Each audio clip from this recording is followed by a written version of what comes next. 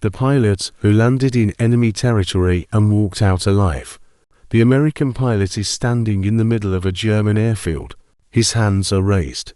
He's surrounded by 200 German soldiers, all pointing weapons at him. His P-51 Mustang sits behind him, engine still ticking as it cools.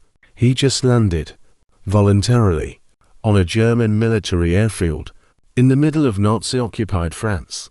A German officer walks toward him, pistol drawn. The pilot doesn't speak German. The officer doesn't speak English. But the officer's question is clear from his expression and the gun pointed at the pilot's head. "Why the hell did you just land here?" The American pilot points to the sky, then to his watch. Then he makes a gesture like he's holding a baby. He points east, toward Allied lines. The German officer stares at him like he's insane. What the officer doesn't know is that in exactly 14 minutes, Allied bombers are going to destroy this entire airfield. And this American pilot just landed here to warn them, to save enemy soldiers' lives. Because 12 hours ago, this same German officer gave the American pilot something no enemy should ever give: mercy. This actually happened. December 20th, 1943, an American bomber pilot named Charlie Brown and a German fighter pilot named Franz Stigler. You might have heard parts of this story before, but what you haven't heard is what happened 12 hours after their famous encounter. Because the story everyone knows is just the beginning.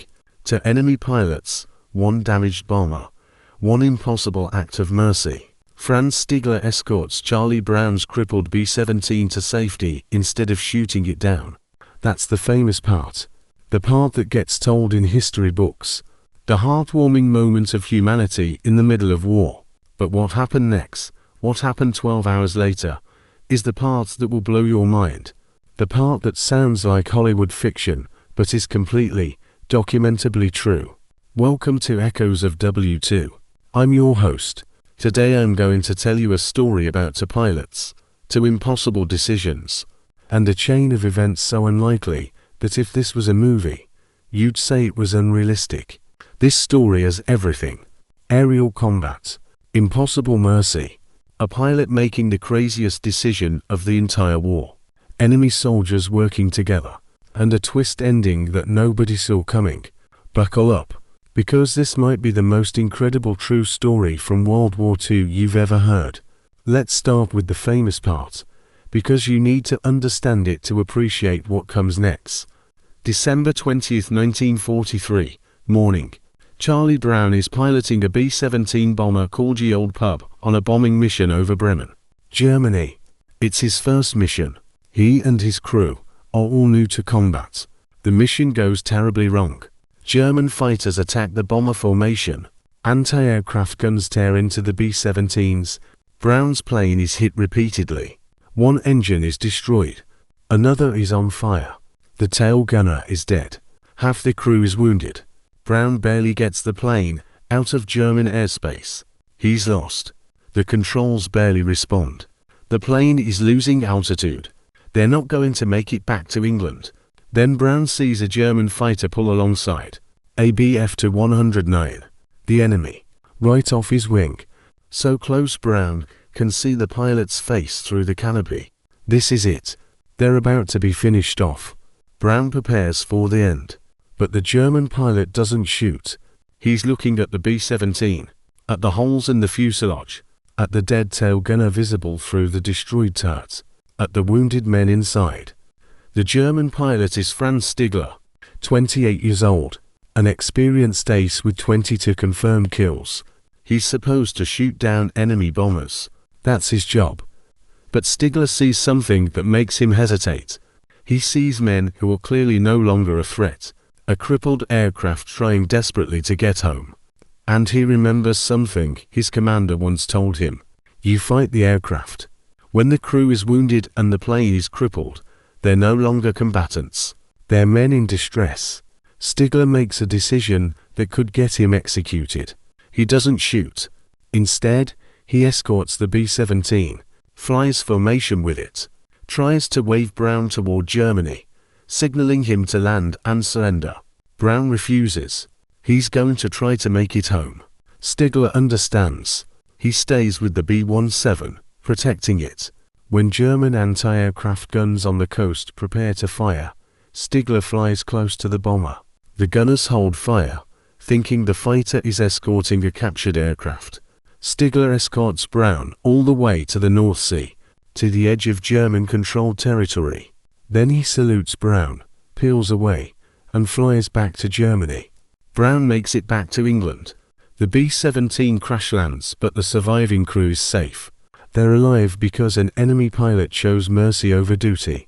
That's the story everyone knows. The famous encounter. The moment of humanity in the middle of war. Now forget everything you think you know. Because what happens next is even more impossible. Same day. December 20th, 1943. Evening. Franz Stigler returns to his base in Germany. He tells no one what he did. Letting an enemy bomber escape is grounds for court-martial and execution. He files a standard report. Engaged enemy bomber, no kill confirmed, return to base. His commander asks why he didn't shoot down the crippled B-17 he'd been seen escorting. Stigler lies. Says the bomber's defenses were still operational, that he took fire and had to disengage. The commander accepts this, barely. But Stigler knows he's in danger. Other pilots saw him escorting the bomber. Some might report it. The Gestapo might investigate. In the paranoid, brutal world of Nazi Germany, in late 1943, showing mercy to the enemy can get you killed. Stigler goes to his quarters. He's shaking. Not from fear of being caught, though that's real. He's shaking because he's just realized something that changes everything. He knows where that American bomber came from. He saw its formation, its heading, its altitude. He knows which airbase in England it departed from. And he knows something the Americans don't know. That airbase is about to be attacked. German intelligence has been planning a retaliatory raid on Allied air bases in England. Stigler has seen the plans. He knows the targets. And one of those targets is the base where Charlie Brown's B-17 just landed. The raid is scheduled for tonight. In approximately 3 hours, German bombers will hit that airfield. The Americans won't be expecting it. The base's defenses won't be prepared. Men will die, probably including the crew Stigler just saved. Stigler sits in his quarters, facing an impossible choice. He saved those men once. Now he has information that could save them again. Information about an impending attack on their base. But using that information would mean betraying Germany, helping the enemy, committing treason. If caught, he'd be executed. His family would be punished. Everything he'd fought for would be destroyed. The smart thing, the safe thing, is to do nothing. He already took a massive risk by not shooting down that bomber. He should let it go. Let the Americans face the raid unprepared. It's war. People die. That's not his responsibility. But Stigler can't stop thinking about Charlie Brown's face, about the wounded crew he saw inside that bomber, about the fact that he saved them only for them to die a few hours later in a raid. They don't know is coming. Stigler makes a decision that's even crazier than escorting the bomber to safety. He's going to warn them. He's going to fly to England, land at an Allied airbase, tell them about the incoming raid. And then, he doesn't know. Maybe surrender. Maybe try to escape. He hasn't thought that far ahead. All he knows is that he can't let those men die when he has information that could save them. Stigler waits until after dark. He tells the airfield crew he's taking his Bf-109 up for a test flight. The engine's been making strange noises. He wants to check it before tomorrow's missions. This is a weak excuse. Test flights aren't usually done at night. But it's late, everyone's tired, and Stigler is a senior pilot. Nobody questions him too closely. He takes off, flies west, toward England, toward enemy territory, in a German fighter that will be shot down the moment British radar spots it. Stigler knows this is insane. He's flying into Allied airspace in an enemy aircraft. British fighters and anti-aircraft guns will assume he's attacking. They'll shoot first and identify the wreckage later.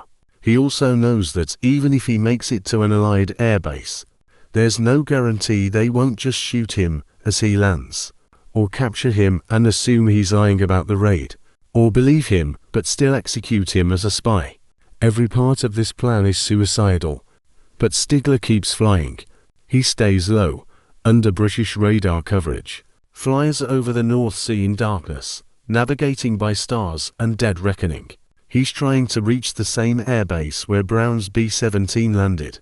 He doesn't know the exact coordinates, but he knows the general location. After 40 minutes of flying, Stigler sees the English coast. He climbs to altitude and does something that would make any sane pilot think he'd lost his mind. He turns on his navigation lights. Navigation lights at night, over enemy territory, in a German fighter. He's making himself a target, announcing his presence, making sure British defenses can see him, because if he tries to sneak in, they'll shoot him down as a threat. His only chance is to signal that he's not attacking, that he's trying to communicate, that something unusual is happening. British radar picks him up immediately. A German fighter, alone, over English airspace, with navigation lights on. This makes no sense. It's not an attack pattern. It's not reconnaissance. It's not anything British radar operators have seen before. Fighter Command scrambles Spitfires to intercept, but they're ordered to identify before engaging. This is too strange. There must be more to it. The Spitfires reach Stigler's position.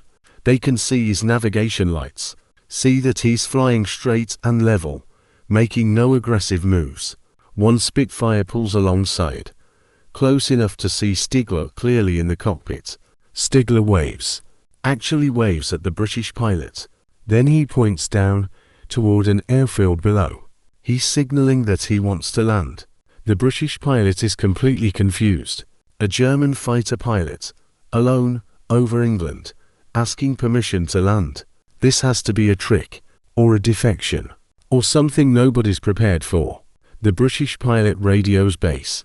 "You're not going to believe this, but I've got a German pilot up here who appears to be requesting permission to land." The response from base. "Say again." "A German pilot wants to land here." That's affirmative. He's got his nav lights on. He's making no hostile moves, and he's pointing at our airfield. There's a long pause on the radio. Then, "Escort him in. All gun crews stand ready. If he makes any hostile move, shoot him down immediately." The Spitfire signals Stigler to follow. They descend toward the airfield. The same airfield where, 12 hours earlier, Charlie Brown crash-landed a shot-up B-17.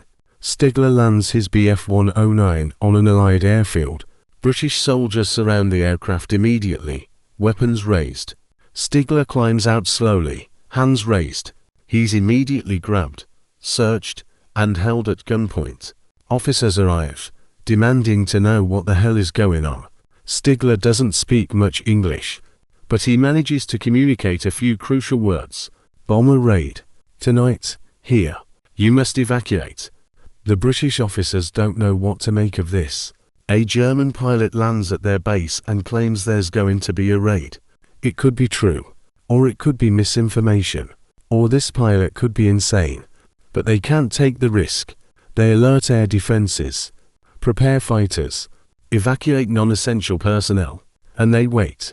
2 hours later, German bombers appear on radar, heading directly for the airfield Stigler warned about. British fighters intercept them. The raid is disrupted before the bombers reach their target. Few bombs hit the airfield. Minimal damage. No casualties. Because they were prepared. Because a German pilot warned them. Stigler is immediately taken for interrogation. British intelligence can't understand why he did this. Why risk everything to warn them? Through an interpreter, Stigler explains about the B-17, about letting it escape, about not being able to let those men die when he could prevent it. The interrogators don't believe him at first. This sounds like a cover story. But then they check. They find the record of Brown's B-17 landing damaged earlier that day. They interview Brown. Brown confirms everything. The German fighter escorted them to safety. The same fighter Stigler flew. The British now have a problem. Stigler saved an Allied crew. Then he defected to warn them about a raid. He's clearly on their side now. But he's still a German officer. Still technically the enemy. What do they do with him? Stigler makes it clear. He's not defecting. He doesn't want to betray Germany. He just couldn't let those specific men die. He wants to return to Germany if possible. The British think he's insane. Return to Germany after warning the Allies.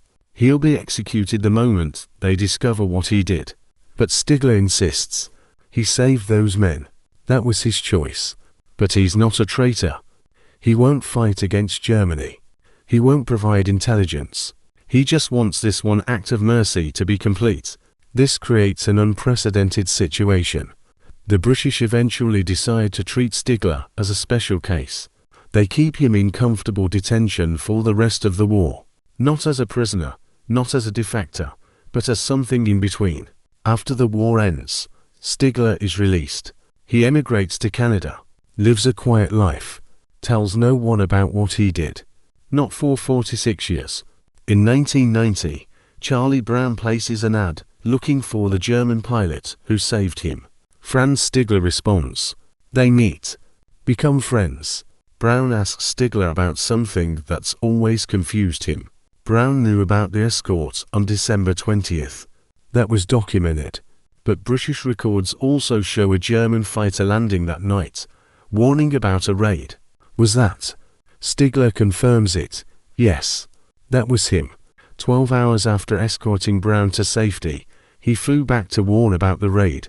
Brown is stunned. You risked your life twice in one day to save us. Stigler shrugs. I couldn't save you once just to let you die a few hours later. That would be pointless. This part of the story was classified British military records until 1996, even after Stigler and Brown became famous for their encounter. The second part, Stigler landing in England to warn about the raid, remained unknown. When it was finally revealed, historians were shocked. The Mercy escort was extraordinary enough. But flying back to enemy territory to warn them, that was beyond anything documented in the war. Stigler died in 2008. Brown died the same year. But before they died, they made sure both parts of their story were recorded. The escort everyone knows about, and the flight nobody knew about. This is echoes of W2. To enemy pilots. To impossible acts of mercy. One day that changed both their lives forever. Your history teacher probably told you about the escort. About the German pilot who didn't shoot down the American bomber. That story gets told because it's inspiring. Humanity in war. Mercy over duty. But now you know the rest. The part that stayed classified for 50 years. The part where Franz Stigler flew back into enemy territory to complete his act of mercy. Where he risked everything, not once but twice, to save men he'd never met. That's the real story. And it's stranger, more impossible, and more inspiring than anything Hollywood could invent.